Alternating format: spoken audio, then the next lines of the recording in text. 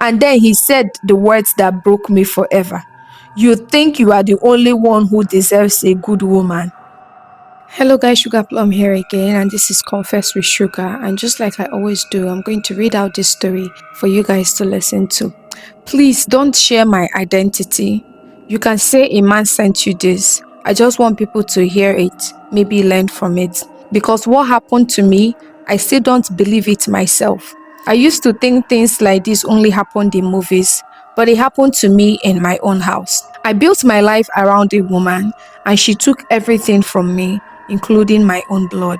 I met her when I was 29. She was the most beautiful girl I'd ever seen. Polite, soft voice, religious. She will make you feel like you were safe just by sitting beside her. We dated for 1 year. She never asked for anything, never raised her voice, always cooked, always prayed. I thought I had won the lottery. I was already doing well in business. I had 3 tech startups at the time and one construction company I inherited from my late uncle. So financially, I was stable. We got married. I was so proud to call her my wife. Everyone in my family loved her, especially my dad.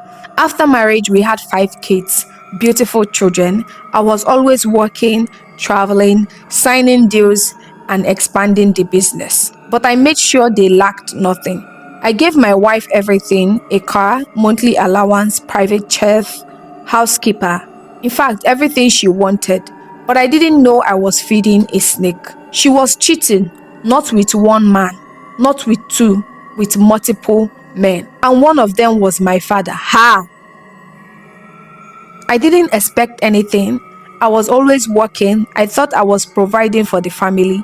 I didn't know she had already replaced me emotionally, physically, and spiritually. Things started changing slowly. My dad stopped talking to me like before. He would come to the house even when I wasn't home. Sometimes I would come back from work and see him in the living room with her, laughing. When I asked, she would say, "Is he not your father?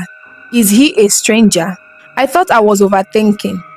One day, I came back from a trip to find out she had been made acting CEO of my company. I was confused. She said my dad insisted on it while I was away, that it would help with the family succession plan. I asked my dad, and he said, "You trust her, don't you?" And I did, so I said okay, and that was my biggest mistake.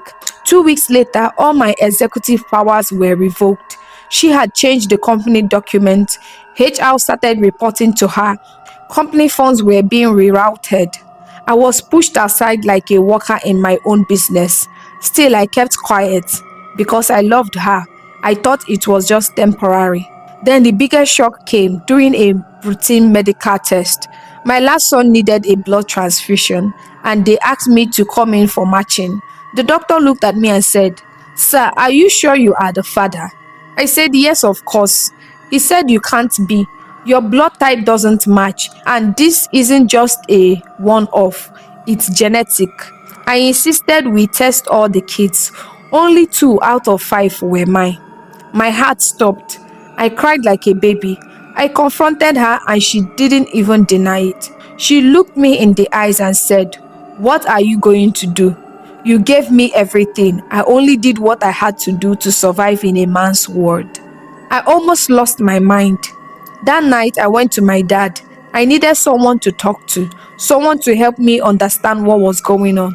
But when I told him, he just sat there silent. And then he said the words that broke me forever. "You think you are the only one who deserves a good woman." That's when it clicked. The reason she spent so much time with him, the reason he defended her, the reason the kids looked more like him than me. He was the father of some of my children. Hey! My own blood, my father. I couldn't breathe. I ran out of his house and collapsed on the stairs.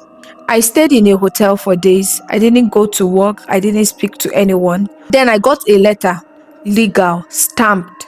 It said I had been removed as a board member from my own company. She had taken over everything. She froze my business account, blocked access to the house, changed my kids' school, and said they shouldn't see me again. My own father backed her. Then the final insult came. He invited me to a meeting, just the three of us. He said, "You are a smart boy. You will recover, but you will have to let her go. I want to marry her." Yeah. I laughed. I thought it was a joke. Then he dropped an envelope. Inside it, a check of 50 million naira. He said, "Take it, walk away. If not, you will leave with nothing, not even one kobo." I looked at her. She didn't even blink, just sat there like a queen, like she had won. That night, I almost ended it all, but I didn't. Instead, I started writing this message to you so people can hear my story and learn that sometimes the snake isn't outside, it is the person you sleep with. Now I have nothing, no wife, no kids, no company, all because I loved her too much to see who she was. Tell your followers, watch who you trust. Even your own blood can bleed you dry. This is it. Mind who you trust, because even your own blood will bleed you dry. Jesus, your own father. Can you imagine that? Mama, it's well, Sha. Please, if you're the owner of this story, I want you to take this advice from me. Go back to your father, take that 50 million naira check that he offered you and use it to rebuild your life. You built the other company from the scratch. And I don't even know how possible it is for your father to have that much power to transfer everything to her. Except if the company was your dad's and he gave it to you. That's the only way I think he would have that kind of power.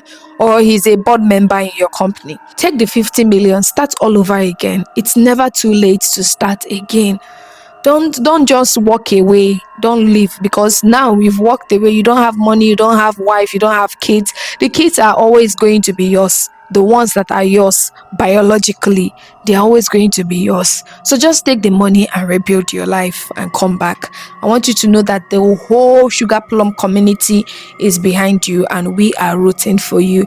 And if you ever decide to come up with a business and it's something I can help you advertise, please, when you start, don't hesitate to reach out to me. I will carry your business on my head. I will hawk it like no man's business. Don't forget to share this video to as many as possible, and I'll see you guys on my next episode.